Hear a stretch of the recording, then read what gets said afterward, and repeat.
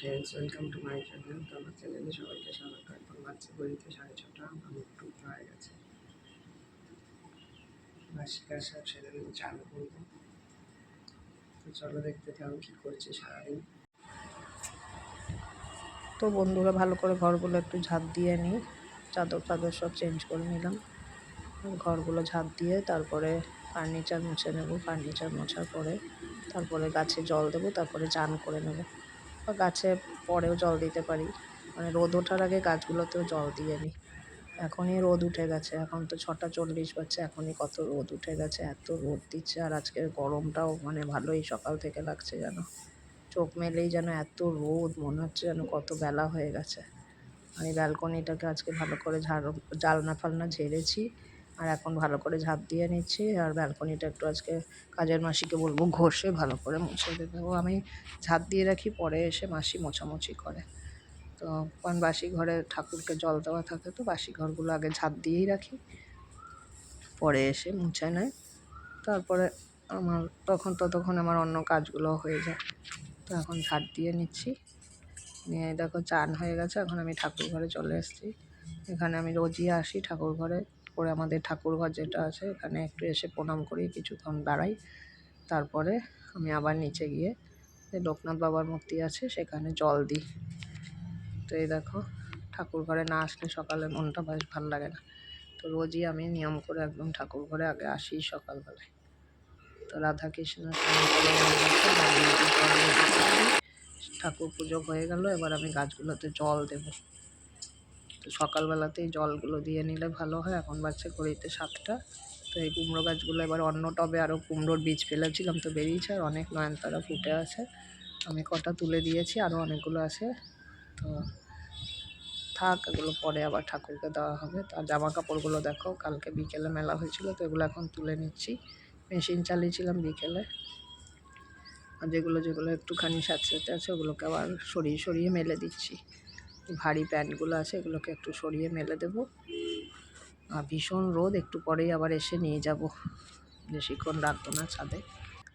ওই দেখো, আমি যে অনেক আগাছা বেরিয়ে গেছে কুমড়ো গাছগুলোর পাশ দিয়ে এগুলো। আর আগের কুমড়ো গাছ কয়েকটা মরেও গেছিলো, সেগুলোকেও তুলে যতটা পারছি ফেলে দেওয়ার চেষ্টা করছি। কারণ আরও তো কুমড়ো গাছ বেরোচ্ছে, আর পাশ দিয়ে 1-2টো দেখছি লঙ্কা গাছ, টমেটো গাছও বেরোচ্ছে।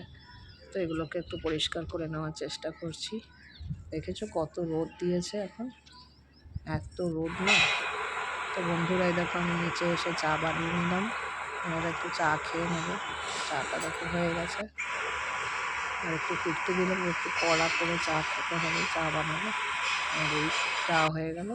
এই কাজের মাসি বাসন ধুয়ে চলে গেল, আবার ঘর মুছেও নিয়েছে। এই যে বাসন ধোয়াও হয়ে গেছে, এখন বাড়ি চলে যাচ্ছে। আর এই দেখো বন্ধুরা, আমি একটু পোস্ত বাটবো, তো তার জন্যে পাকা লঙ্কাগুলোকে আলাদা করছি, এগুলো দিয়েই করে নেব। কেমন টুসটুসে পেকেছে, দেখো কি সুন্দর কালার হয়েছে। এর আগে 2-3টে এমনি পেকেছিল, আমি টবে ফেলে দিয়েছিলাম, তো বেশ ভালো গাছ হয়ে গেছে আমার। তো বন্ধুরা, এই যে তেল গরম বসিয়ে দিয়েছি, একটু ঝিঙে আলু পোস্ত করব, আর তার সাথে ডাল আছে, আর বেগুন ভাজবো, আর পনিরের তরকারি। তো এই দেখো, নিরামিষই করবো, অন্নপূর্ণা পুজো। ঝিঙেগুলোকে দিয়ে দিলাম তেলে, পোস্ত বাটা হয়ে গেছে আমার।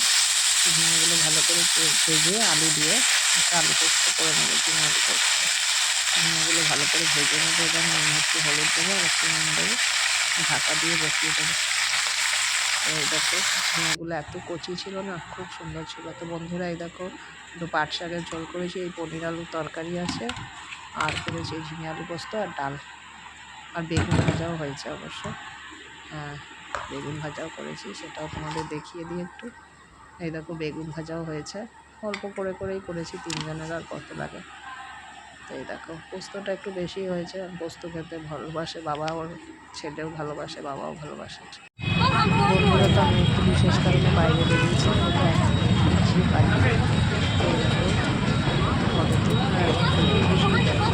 এগুলোই বাইরে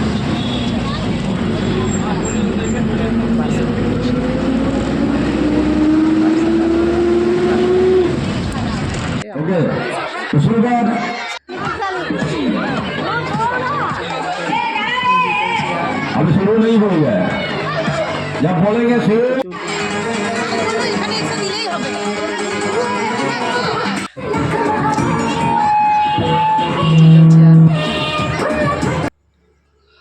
সব খেলা কমপ্লিট, আমরা বাড়ি আসলাম, একটু 1 ঘন্টা মতো ছিলাম। বাড়ি এসে এই যে পোস্ত আর এই যে পটল আলু ভাজা হয়েছে ঘি দিয়ে, গরম ভাত আর চিপস দিয়ে খেয়ে নিচ্ছি। আজকে তো নিরামিষ।